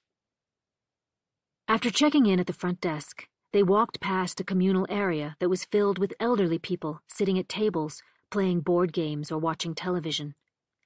2 frail-looking men, both in wheelchairs, sat across from each other in the far corner, studying a chessboard.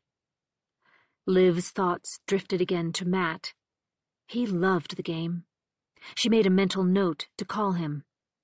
Matt was still angry at Evan, at Liv as well, she supposed, but he had a sweet heart, and he'd come around. In the residential section, Cindy stopped in front of a closed door. Underneath a medical chart, there was a sign that read, I'm Charlie Ford. I have 2 daughters and 4 grandchildren. I was in the Army, then spent my career working as a welder at Adair Irrigation. It was a cue card for the staff, to give them conversation starters, and to remind them that her father was a real person before the monster had stolen him. You think it's okay for— Liv directed her glance at Tommy. It should be fine. If not, I can take him into the courtyard. The shelter brings over dogs to play with residents, so maybe there'll be some puppies. Puppies? Tommy said, perking up. Cindy knocked loudly, waited a beat, then opened the door slowly when no response came. Their father was sitting in his old lounge chair from home, staring blankly at a television that had the volume muted. The room was spacious, at least, a hospital bed lodged in the corner, and a small round table for meals. Liv's heart sank at the sight of him. He was too thin, the skin on his neck loose, his hands bony around the arms of the chair. Hi, Dad, Cindy said in a loud voice. Their father didn't turn his head. Cindy stepped in front of the television and crouched at eye level. I have a surprise for you. She stretched out her arm for Liv to come within their father's field of vision. Liv walked over. Tommy stayed by the door, a puzzled look on his face. Hi, Daddy, Liv said. Her father's eyes lifted to Liv's face. Then his own face brightened. Olive oil? Liv broke into a smile. He'd called her that since she was a little girl. They'd watched Popeye cartoons together, and he'd show her his tattoo and flex his biceps and laugh like the sailor. Though he hid it from the outside world, he was a tender man, her father. She knelt down and put her hand on his, trying not to tear up. Tommy strolled over to his mother. "Hi, Grandpa." "Dunny boy," her father said. "I'm Tommy," he said, offended. His grandfather appeared confused. "How about we give your mommy some time to catch up with Grandpa?" Cindy said, taking Tommy by the hand.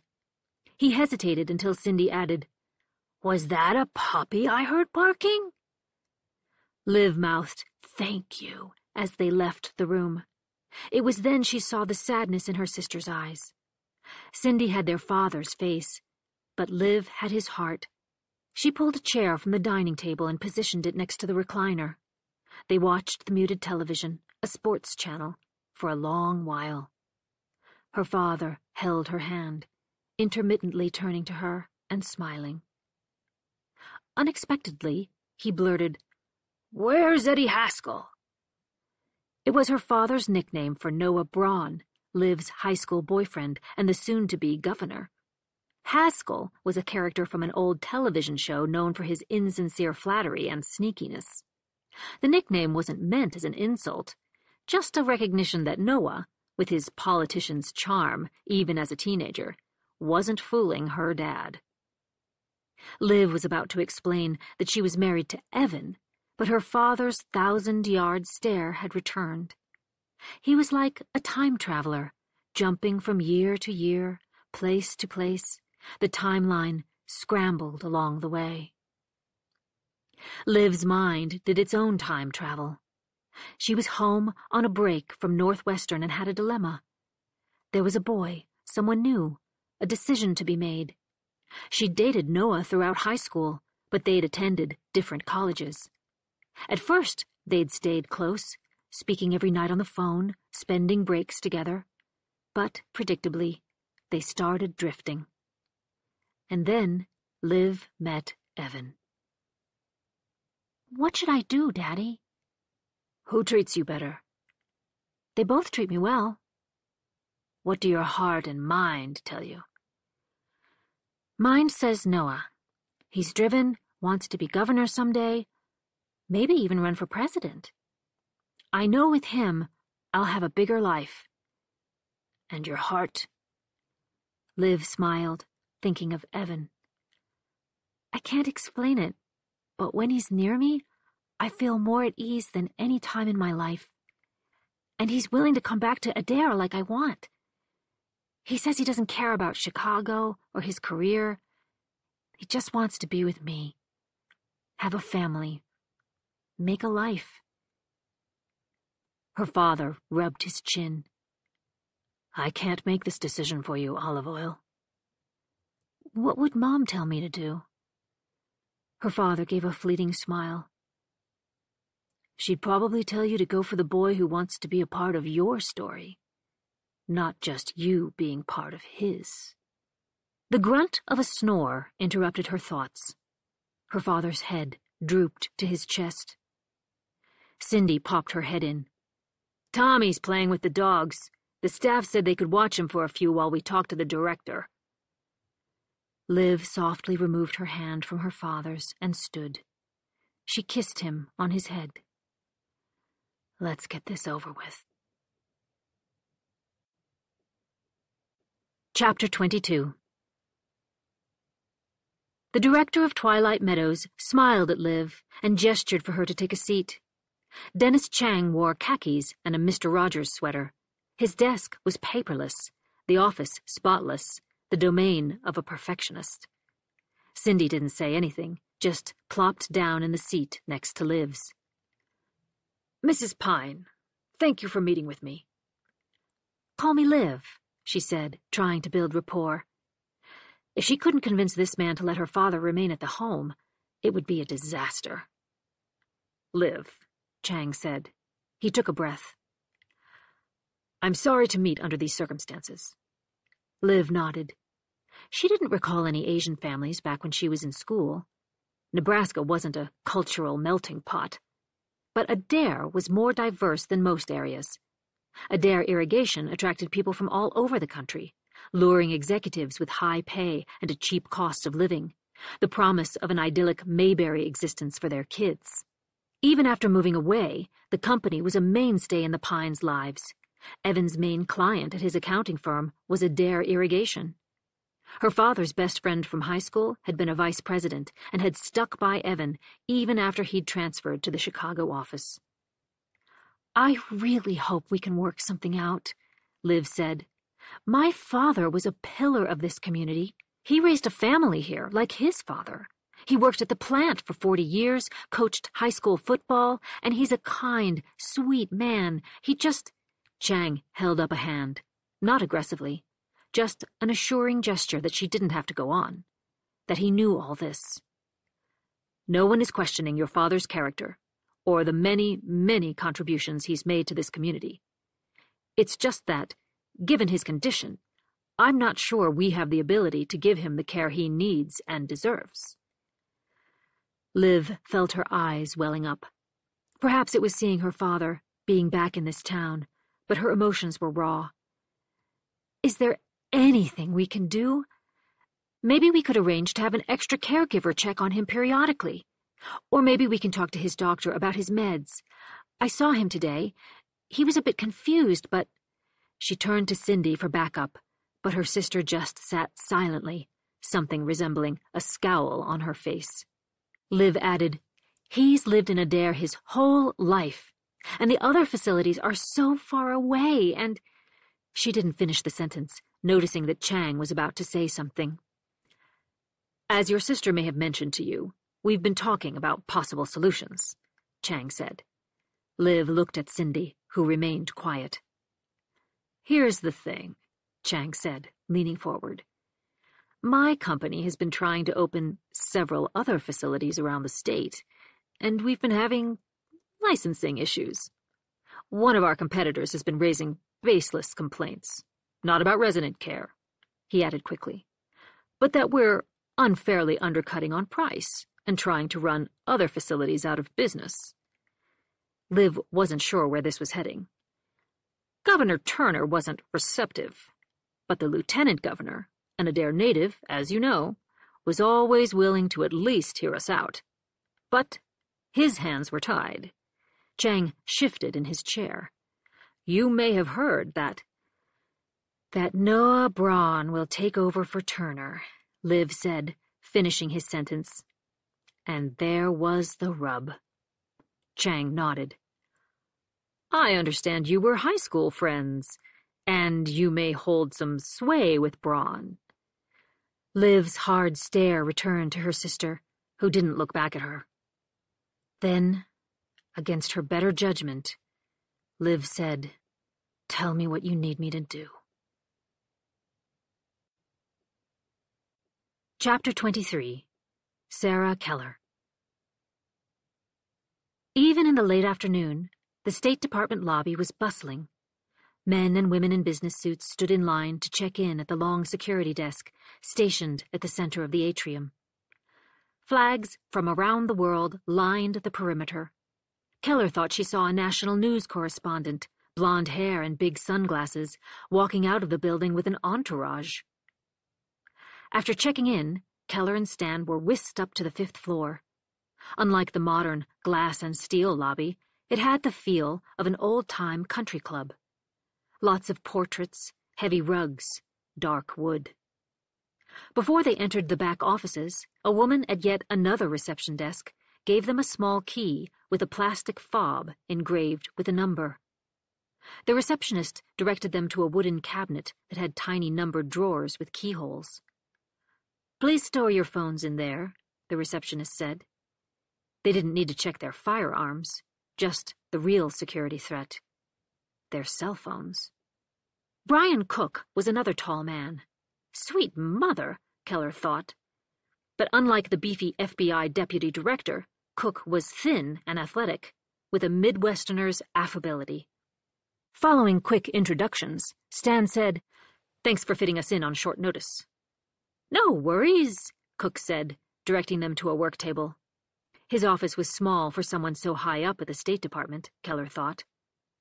"DeMartini says you need help with one of our consulates?" Keller briefed him on the death of the Pines. "I haven't watched the documentary," Cook said, "but I saw the piece in the Times." What a tragedy. Such a handsome family. I understand our people aren't giving you what you need? I'm sure they have heavy caseloads, but we're having issues with the consulate assigned to that area, Keller said, charitably. Matt Pine, the surviving son, is in Mexico.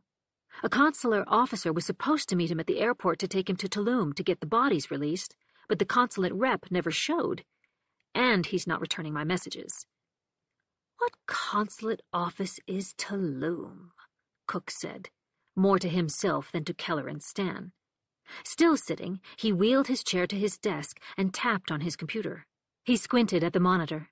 It's in Mérida. That's a pretty cush gig. Cancun, Cozumel, Playa del Carmen, Tulum. What's the consular officer's name? Gilbert Foster, Keller said, feeling almost guilty, that Mr. Foster was about to have a very bad day. Let me make some calls. This shouldn't be a problem. You need us to step out? Stan said, gesturing to the door. No need. I'll be right back. For the next 15 minutes, Keller and Stan talked about Keller's meeting tomorrow morning with Marconi LLP. She wasn't thrilled about making the first approach without adequate prep. Strong investigations and interrogations required planning. It was not a seat-of-the-pants endeavor. Stan listened patiently, nodded sympathetically, and said, I get it, but it is what it is. One of his favorite expressions.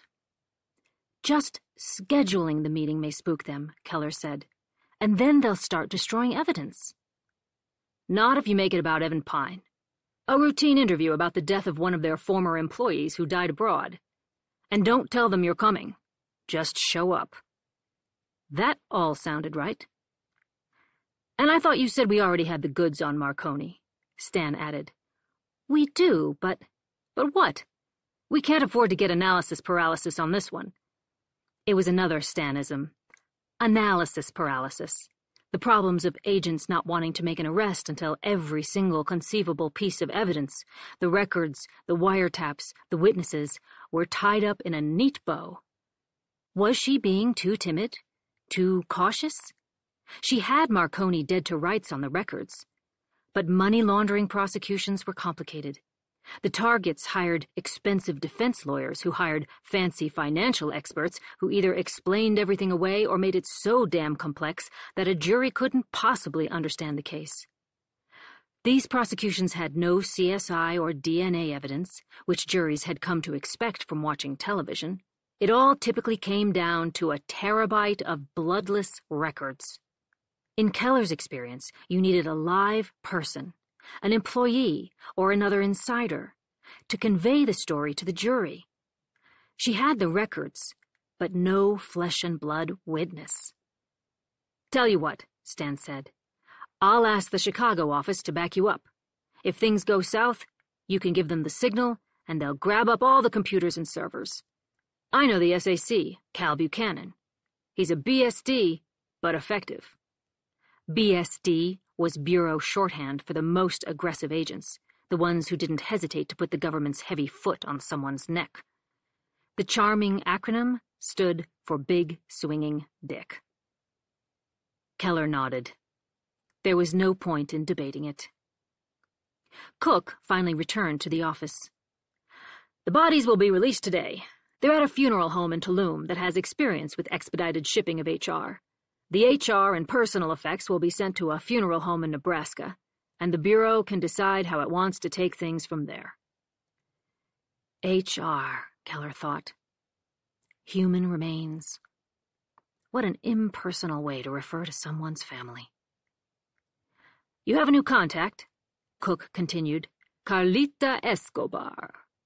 Cook said her name with the hint of a Spanish accent. I'm told she's no relation to Pablo Escobar. She'll apparently tell you that every time you talk to her. But Pablo used to have a compound in Tulum, so just saying. Anyway, she's well-connected and takes no shit, so you shouldn't have any more problems. I hope she wasn't too hard on Mr. Foster, Keller said facetiously. I think he'll enjoy his new post in Acapulco, Cook said. We have an advisory against U.S. travel there, so it should be pretty, Exciting for him. Best of luck with your case. Chapter 24. I'm really sorry, Keller said into the phone. How many times do I have to tell you to stop apologizing? Bob said. Didn't you read that article I sent you? Keller could picture the smirk on his face. He'd sent her one of those top 10 lists for professional women that make the rounds on Facebook. Career advice written by world-weary 22-year-olds. Don't apologize was tip number 1, Bob said. I'm traveling so much lately, you're taking on more than your share. Though my modeling career is about to take off, I think you're forgetting how we have food. Bob paused a beat. And besides, I like being a kept man. No, a Stepford husband. She felt her heart rate slowing, her blood pressure leveling. She could swear she actually felt it. Bob always had that effect on her. Whose phone are you on? He asked, changing the subject. The caller ID was blank, and the reception is terrible. I'm on the plane. What? And you're just now telling me that? He said. You're like Clarice Starling. Or is it more like the Wolf of Wall Street? Tell me Stan's there, coked out of his mind with a bunch of hookers. Stop it, she said, smiling in spite of herself. The image of her buttoned-up boss getting wild with prostitutes unfortunately shooting through her mind. Stan had to get back to the office. Her boss had left her to handle the meeting at the Marconi accounting firm on her own. Given the interest HQ had taken in the Pine case, Keller didn't know whether to be flattered or concerned. Stan either had great confidence in her or was distancing himself from a potential shit show. Stan was a stand-up guy, so Keller decided to believe the former.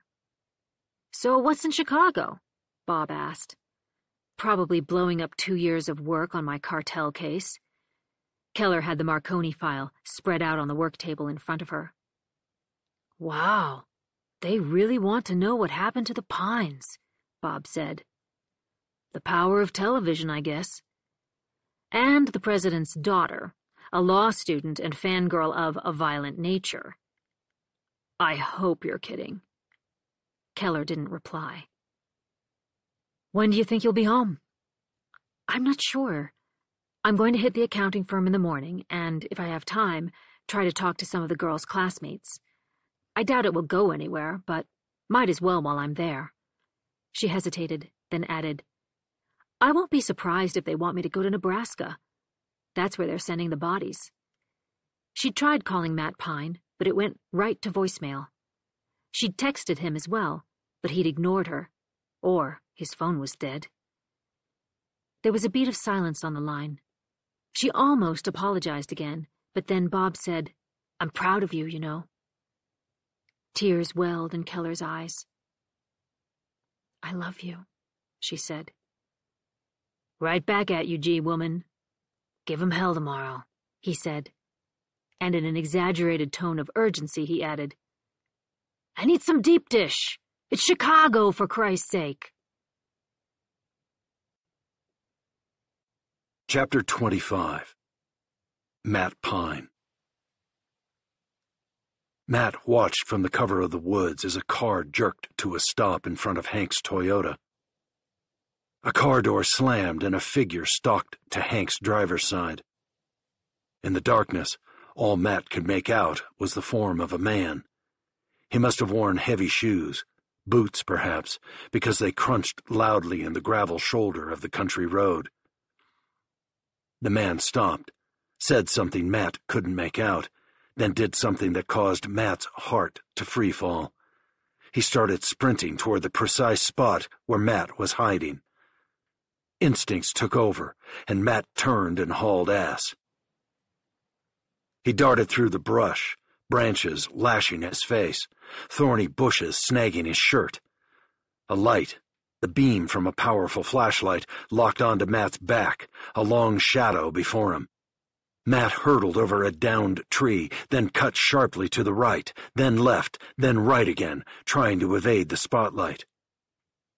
He lunged behind some thick brush, the flashlight beam disappearing for a moment. Matt darted deeper into the woods, not looking back. He kept going, his lungs on fire. When he found pitch blackness again, he stopped behind a large tree to catch his breath. He took in the humid air, trying not to make a sound. His heart was beating so hard, it felt like an alien trying to rip through his chest. He thought he'd lost whoever was chasing him, but the forest grew suddenly quiet. The flashlight beam reappeared. It swept through the mist like a searchlight from prison movies, back and forth across the grid. The light grew brighter, and Matt stayed deathly still. Then the light went out. Darkness. The only sound, blood whirling in his ears. Matt stood ramrod straight, his back against the rough tree bark, listening for the man's footsteps. He should call for help, but who? Did Mexico even have 911? And what did it matter? He had no idea where he was, and even if his phone pinged his coordinates, it would be too late. But shouldn't he try? He quietly pulled the phone from his pocket. It was dead. Of course it was. His mind tripped back to Hank shoving it in his hand. Who was she? What did they want from him? There were much easier ways to roll someone, and surely there were more promising targets than a college kid with a cracked iPhone and a few $100. His mind jumped to the man with the cleft lip scar patting him down in the middle of the street. A small eternity passed, but the quiet finally gave way to the hum of the jungle. Night creatures, leaves rustling in the treetops, wild dogs barking in the distance. At long last, when he thought his pursuer had moved on, Matt took a step. The snap of twigs under his foot seemed to echo in the night. Or was that only in his head? He took another step, half expecting his stalker to materialize from the darkness. The monster never appeared, but Matt took no chances. He walked slowly, stealthily, one soft foot after the other, navigating through the thicket of trees. It went on like this for a long while until he saw another light. Not the flashlight, thankfully. Headlamps of a car winking through the trees. He wouldn't be lost in the jungle all night at least. It was a road, however desolate. When he made it to the tree line, he had a difficult decision to make. Risk walking along the roadside, or travel in the shadows until he reached civilization. The road had the obvious benefit that someone might take pity on him and give him a ride, but that someone could end up being the person who was hunting him. Also, who in their right mind would pick up a stranger at this hour? He decided to use caution, stalk in the shadows, and assess each vehicle as it approached. So he walked. About an hour passed and only 2 vehicles appeared. The first, a dump truck that barreled by before Matt could even try to wave it down. The second, a motorcycle, its driver fueled by testosterone and Red Bull given the speed of it. Fatigue was setting in. He was tempted to find some soft ground and cover and get some sleep. But he feared what might lurk in the jungle. Coyotes or dogs or who knew what else. And the bugs. His mind wandered as he kicked along. He actually thought about the movie The Road, inevitable given his predicament. A father and son traveling a post-apocalyptic highway, exhausted and in search of shelter and food. Matt didn't much care for the film, but his dad, in a clumsy effort to bond, had invited him to see it. Evan Pine wasn't a movie guy, but he was a reader, and the film was based on one of his favorite novels. Matt remembered Dad trying to conceal the tear that rolled down his cheek at the pivotal scene, the dying father's words to his son. You have my whole heart. You always did." Sitting in that dark theater, Matt knew that his father was thinking of Danny. Headlights burned behind him. Matt turned, and down the long stretch of road he saw what looked like a pickup truck. He considered hiding in the brush, but he was so damn tired. The truck drew closer, the sound of its rattling muffler filling the air. He fast walked to the side of the road, stretched out his arm, and stuck out his thumb. Is that how you hitchhiked in Mexico? As the truck puttered by, Matt met eyes with a kid, about 10 or so, who watched him out the passenger window. Matt dropped his arm, defeated, but then red taillights lit up the night, and the truck pulled to a stop. Matt jogged over. He peered inside the cabin. Next to the boy was an old man, the kid's dad. No, grandfather, probably. The gray-haired man looked warily at Matt. Where should he have them take him? Hotel, Matt said, too slowly and too loudly, as if that would break through the language barrier. The old man looked to the kid, and the boy said something to the man in Spanish. The only words Matt could make out were "zona hotelera." The old man replied to the kid in Spanish. The kid then turned back to Matt, nodded, and gestured for Matt to get in the back. "Gracias," Matt said, and climbed into the bed of the pickup. It was empty except for a rucksack and piles of rakes with what looked like seaweed strung through their teeth. Matt felt the cool metal on his back as he stared up at the sky. The truck accelerated and wind whooshed overhead. The white noise, staring at the incandescent stars and the treetops blurring by, was hypnotic. Matt decided to close his eyes for just a moment. The next time they opened, the sky was purple, the boy standing at the back of the truck. Matt sat up quickly. They were parked at a beachside lot. The old man and kid removed the rakes and the rucksack. The boy examined Matt for a moment, then dug through the rucksack, retrieved a bottle of water, and handed it to Matt. Matt jumped out of the truck bed. "Thank you," he said. The boy turned. With a smudge of dirt on his face, bare feet, and rake over his shoulder, the kid looked like a 1950s hobo. "Hotel," the boy said, his arm extended, index finger pointed down the beach. There were torches burning and hut-like structures. The boy and the old man walked in the other direction, headed toward a group of figures forking rakes at small mountains of seaweed. Matt walked toward the lights, his sneakers sinking and filling with sand. He passed a group of huts and a wooden platform that had a tiki bar on top of it. A sign read, "Mi Amor." He pushed along, passing fenced-in cottages and villas. He came upon a cluster of beach chairs and tables. A path led to a hotel, which was dark and quiet. No one would be there until sunrise. He sat on the canvas chair, gazing out at the ocean. He suddenly felt the sting of the scrapes on his arms and face, the grime of his travels. Looking around at the deserted beach, he stood, stretched his back, then stripped down to his boxers. He ran toward the ocean and dove in, surprised that he didn't feel the usual jolt from the cold. It was like a warm bath, and there he floated, lost in the sound of the waves, numb from the crushing grief, until a thin line of orange appeared at the horizon. Today, he hoped, would be a better day. And really, could it possibly get worse? He'd go to the police station, meet with Senor Gutierrez, sign the papers, and be on his way. What a shit show. He thought of Hank, the fear in her pretty face.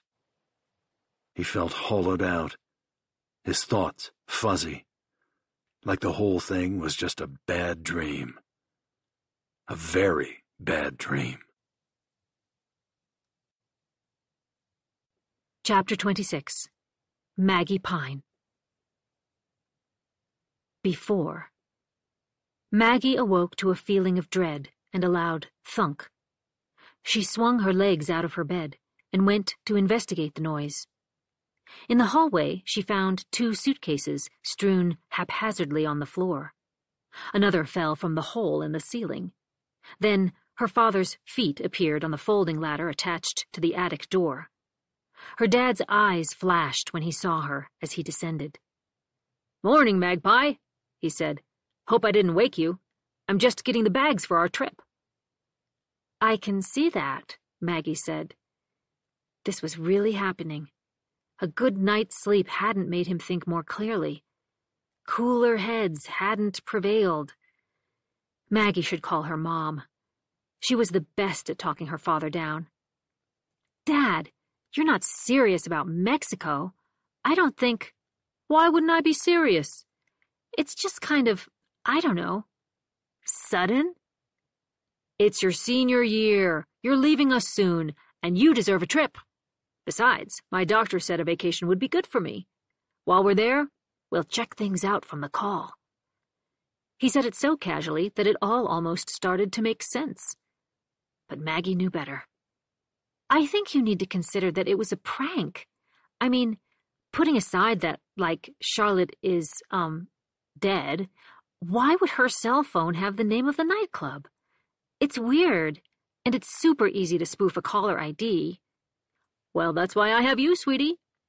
Maggie furrowed her brow. "You're going to trace the call, see if it really came from the club." Maggie let out a cough of a laugh.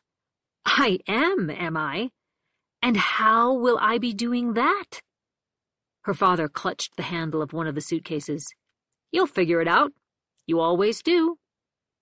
With that, he grabbed the other suitcase and directed his chin to the third that had skittered down the hall to the landing of the stairwell. "Pack beach clothes," he said, "and I'll need your help packing stuff for Mom." His eyes flared again, and he disappeared into his bedroom. Maggie lugged the suitcase to her room, then plopped down on the bed. She was definitely calling Mom. At the same time, she liked the idea of sitting on a beach in Mexico, away from her computer and her phone and her problems. Time to clear her head. And if she was honest, she liked the confidence her father had in her. He really believed she could track an anonymous call made from Mexico. Not a doubt in his mind.